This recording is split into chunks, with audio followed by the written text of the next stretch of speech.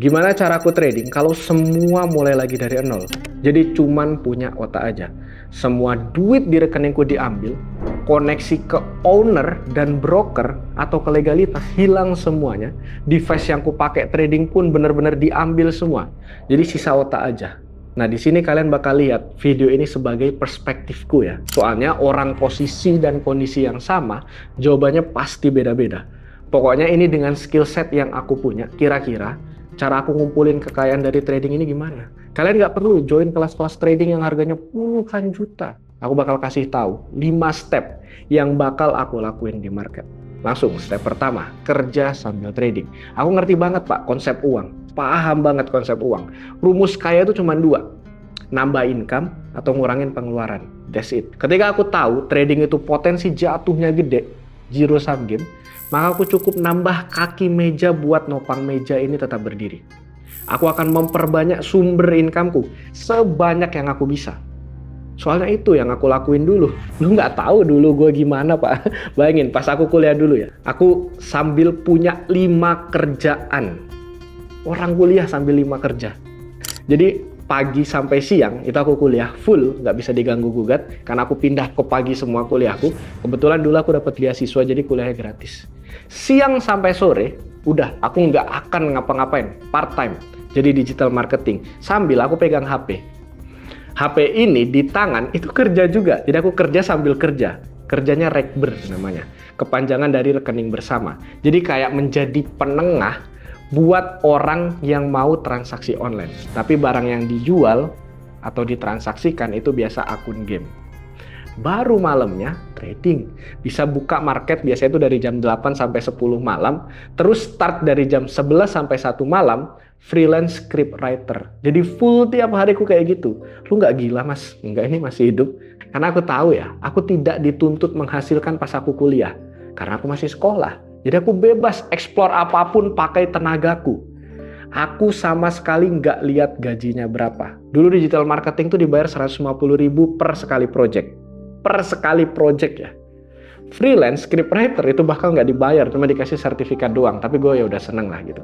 Jadi murni yang dapat duit itu cuman pas jadi Rekber itu aja. Itu pun dapatnya 20-30.000 per sekali transaksi. Biasa sehari ada 2-5 kali transaksi. Nah dari sinilah modal awal tradingku dulu itu ada mulai kekumpul. Nggak enak kayak sekarang Pak, struggle banget dulu. Sekarang enak ya, modal 500.000 aja udah bisa trading. Bahkan di Okta itu 400.000 kan. Plus ada bonus deposit lagi 100%. Jadi deposit 400, masuknya bahkan 800.000 kan. Kalau kamu masukin kode deposit Andre 100, Andre 24 atau Andre 2306. Enak banget lah itu buat orang awam. BTW link download Okta sudah aku taruh di deskripsi video ini. Dulu rata-rata trading itu modalnya minimal 1 juta Pak. Bisa bayangin nggak? Aku kerja dari pagi hampir ketemu subuh nih. Sebulan lah mungkin baru dapat duit itu 1 juta. Belum lagi kepotong biaya hidup. Terus pas baru trading, itu duit 1 juta langsung hilang gitu aja. Spontannya aku diam lah. Gajiku sebulan hilang gitu aja. Momen itu yang bener-bener gak bisa aku lupain sampai sekarang. Tapi ini sekaligus nyentuh logikaku ya. Kayak kalau aja ini aku gak salah, duitku bisa 5 juta. Gajiku 5 bulan bisa dapat cuman dari sekali klik. Sejak saat itu aku tahu fokusku bakal kemana. Aku ngomong ke diri sendiri, aku bakal buang semua kerjaan. Stop buang-buang waktu. Lu udah nemu kerjaan yang growth income-nya unlimited, Andre. Sejak saat itu perspektifku di market berubah total. Aku pokoknya cari tahu apapun yang harus aku tahu tentang market. Kok bisa dia tahu ini bakal menguat? Kok bisa dia tahu ini bakal melemah? Caranya gimana? Gue harus tahu itu. Makanya kita menuju ke step yang kedua. Bet tidak simetris. Yang membedakan trading sama judi atau binary option, dalam trading kita punya full control atas bet yang kita lakukan. Kita bebas atur SL atau maksimal resiko dan TP atau maksimal profit yang kita mau tuh seberapa gede. Jadi tugas kita sekarang adalah mencari bet yang potensi untungnya gede, tapi potensi ruginya kecil. Hal kayak gini itu cuman didapatkan di area critical market aja. Sini tak jelasin area critical market. Nah, anggap ada market yang bentuknya kayak gini. Aku dulu nggak tahu ini namanya apa teorinya. Tapi aku tahu gimana market ini bekerja dari lihat harga sebelumnya. Yang aku tahu cuma itu. Nggak tahu teorinya apa. Nah, contoh. Market itu historical datanya tuh kayak gini. Jadi kamu harus lihat kirinya market itu ada apa. Contoh, market ini kalau kita lihat, kok dia kayak naik ya? Ini. Nah, ketika naik, kalau bawahnya kita tarik begini, oh bisa. Lihat behavior dari market. Setiap dia kesentuh bawah sini, kok dia naik ya? Kesentuh bawah sini, kok dia naik ya? Oh, seharusnya ketika dia kesentuh lagi, ini harusnya akan ada kenaikan. Aku cuma tahu itu. Oh, berarti di sini area critical. Gitu. Ini adalah area terbawah. Jadi ini terbawah sebelum dia naik lebih tinggi. Dan kalau kita lihat area high-nya kok lebih tinggi dari sebelumnya, gitu. Berarti ini potensinya lebih tinggi lagi daripada yang ini, gitu. Jadi ini adalah critical. Ini waktunya kita untuk entry. Kemudian ada lagi market bentuknya kayak gini. Kalau kita lihat ya, di mana dia balik arah? Coba kita tarik ini dulu. Oke, ini balik arah bawah. Baru kita hubungkan lagi. Ini ada nggak? Oh, nggak ada. Oh, ini ada lagi nih. Nah, lihat behavior marketnya. Kalau kesentuh bawah, dia naik. Pokoknya setiap kesentuh bawah ini, dia ada potensi naik. Kalau kesentuh atas, oh, dia ada potensi turun. Kesentuh atas sekarang, oh berarti ini kita potensinya bisa turun. Nah, berarti ini critical juga. Yang bawah critical, yang atas critical. Sama, ini kalau kita tarik ke atas, oh iya, setiap nyentuh atas, dia turun. Nyentuh atas, dia turun. Garis bawah sama garis atas critical. Ya udah, berarti setiap kesentuh garis, aku harus mantau market.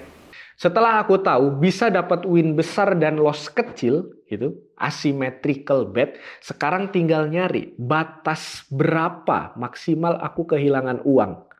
Setelah lu tahu bisa profit gede, sekarang ngunci loss-nya tuh gimana? Kita lanjut menuju ke step yang ketiga, risk management. Ini hubungannya sama pips, lot size, layer, sama leverage. Ada 4 itu. Kamu harus udah tahu berapa lot size maksimal yang kamu pakai, leverage yang kamu pasang dengan modalmu itu cocoknya berapa layer total kamu harus open, dan maksimum risk by pips-nya itu berapa. Ini agak teknis ya. Sini aku jelaskan. Nah, untuk cara menghitung semua faktor tadi, jumlah pips, berapa lot size, itu kamu tinggal buka aja lot size kalkulator, Pak. Di Google ada. Search aja forex lot size kalkulator gitu. Ada. Nah, nanti di sini kamu tinggal masukkan aja. Nanti dihitungkan sama mereka. Contoh aja, kamu modal berapa? Modal 500.000 ya di aplikasi Okta, anggap gitu. Berarti di sini sekitar 30 dolaran lah.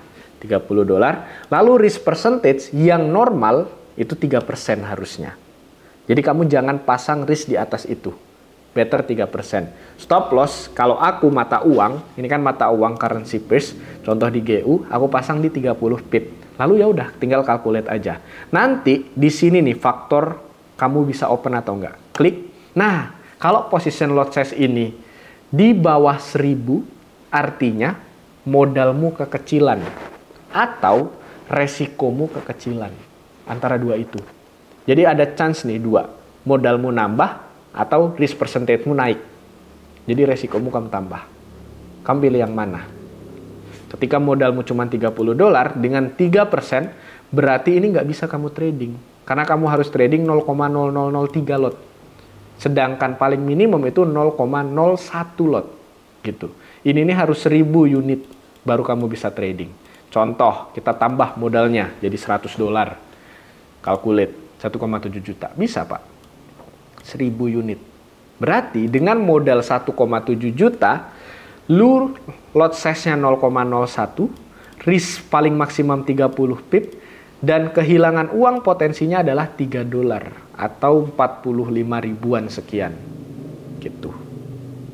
Bisa dihitung. Nah, nanti target profitnya tinggal kali dari risk. Kali aja 1,5 atau 2. Berarti lu cari 6 dolar, lu resikokan 3 dolar. Gitu cara ngitungnya, enak. Nah, tadi kalau lu account balance-nya cuma 30 dolar, kita isi coba 10% risk percentage-nya kita naikin. Kita calculate. Nah, bisa, Pak. Baru bisa ini 1000 unit. 0,01 lot. Gitu. Jadi again ya, mau nggak mau, apa sih ketika resikonya naik? Ya otomatis chance gagal lu, nyawa lu di market berkurang. Yang harusnya 3% tadi lu punya nyawa 33 kali, sekarang nyawa lu kalau 10% cuman 10 kali. Sampai modalmu ini habis. Gitu. Selanjutnya, step yang terakhir, yang keempat, yang paling penting, yaitu tentang market knowledge.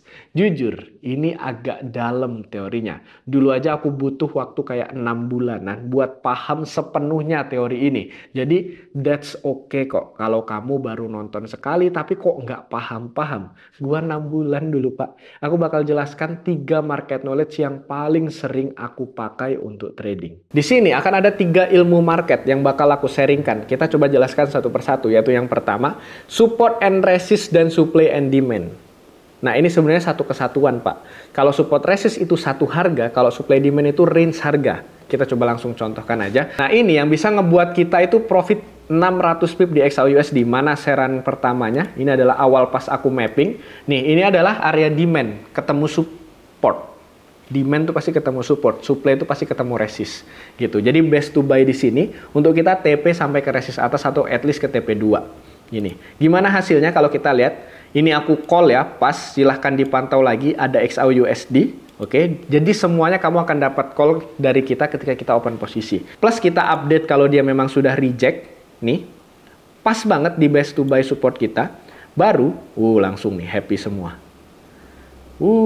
Lihat. Langsung naik setinggi ini. Pas di best to buy.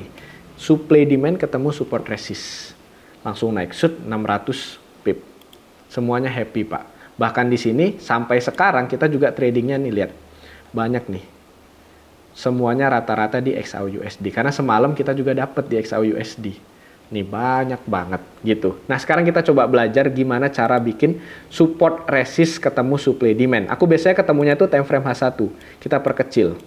Nah, seperti ini. Nah, ini yang kita lakukan kemarin nih. Ini ada mappingan kemarin bahwa kita melakukan buy posisi di area sini. Di area demand zone. Ini ada demand.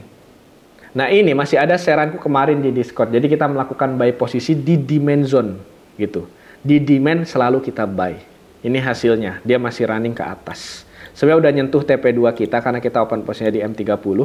Udah nyentuh TP2 kita, udah profit 284 dan di sini sekarang dia running ke 400 pip gini. Ini SL plus kita. Gitu. Ini SL plus belum kesentuh. SL plus itu nanti lah kita belajar di tahap lanjutannya. Intinya di sini kita udah running cukup gede. Nah, cara bikin supply demand gimana sekarang? Fungsinya apa? Kok ada support resist supply demand? Kita coba delete ya. Ini yang kemarin mappingan kita. Dia turun pasti dia akan naik dan naik beneran. Kita coba remove. Nah, kalau kita lihat di sini, kita harus tahu dulu sebelum bikin supply demand, dia di sini naik atau turun. Oh, naik. Ketika naik kita nyari demand. Ketika turun kita nyari supply. Dah, itu doang aturannya. Contoh, dia naik nih. Kita tahu dia naik di H1. Udah cari aja demand. Di mana demand? Demand itu tempat balik arah. Balik arah, lihat nih. Kalau kita lihat di sini ada balik arah minor. Kemudian di sini ada balik arah, balik arah. Oh, lihat. Di area sini, gold ini selalu balik arah ya. Nih. Jadi ini adalah area support. Support satu harga. Tapi di support ada range demand. Range dari ini, wick ini kita tarik ke bawah, ketemu wick yang lainnya. Shred. Nah, ini range demand. Nah, di sini ada harga support yang menghubungkan ini ketemu ini. Tapi di sini ada range demand. Dari wick yang bawah kita klik, hubungkan, lalu kita tarik ke kanan. Nah, ini ada range demand. Gitu. Pokoknya sentuh demand atau support kita buy. Kemudian cara yang kedua adalah cari trend line plus continuation market. Nah, ini juga sebenarnya terjadi di XAU kalau kita lihat ya. Sebenarnya nggak harus XAU lah, kita pindah market ya. Takutnya nanti kamu bilang kita sudah setting ini gitu. Kita ke GU deh, random aja. GU juga kita melakukan view buy. Kelihatan di GU. Sama, kita lihat dulu ini trennya apa. Nah, ketika trennya naik kayak gini, kamu hubungkan aja. Pakai garis line, thread, hubungkan begini. Baru kamu tahu, oh, trennya masih jauh. Dia masih, meskipun dia turun ke bawah ke sini, view kita dia masih naik. Gini, no problem. Sekarang apa yang kita lakukan ketika trendline-nya masih jauh, ya kita cari continuation dengan memperkecil time frame. Seperti ini. Lihat behavior dari marketnya di GU. Lihat ya. setiap dia ada turun minor, ini sebenarnya nggak minor, ini turun masif banget. Apalagi ke area trendline, oh jelas akan ada rally, karena sebelumnya ada rally. Gitu. Nah, sekarang gimana nih GU? Kita nggak usah replay, kita lihat aja yang harga sekarang ini. Kelihatan ya, GU di sini terbentuk apa awalnya? Ini jelas awalnya adalah rally. Oke, setelah rally dia ada turun. Nah, harusnya secara pattern ini harusnya akan ada rally lagi. Gitu. Atau kita bisa decision making rally ketika wave ini akan ada wave. Ini pola continuation, oke? Ada wave ini ditembus, nah kita bisa starting buy. Jadi bentuk continuationnya akan rally, flag, oke? Kemudian rally lagi. Ini adalah salah satu contoh bentuk continuation pada market. Gini. Jadi rally, ada flag, baru rally lagi. Jadi ini sebagai bullish flag, cari aja teorinya. Seperti itu. Jadi trend line-nya di sini, nih jauh masih, intinya dia masih naik. Kalau dia continuation-nya ketemunya trend line, oh jelas harus buy Pak. Yang kayak di sini tadi. Yang turunnya kenceng banget. Itu harus kita buy. Itu momentum market banget. Kemudian yang ketiga, yaitu strategi price action. Ini banyak orang yang salah. Kita contoh yang kita open kemarin, yaitu XAUUSD.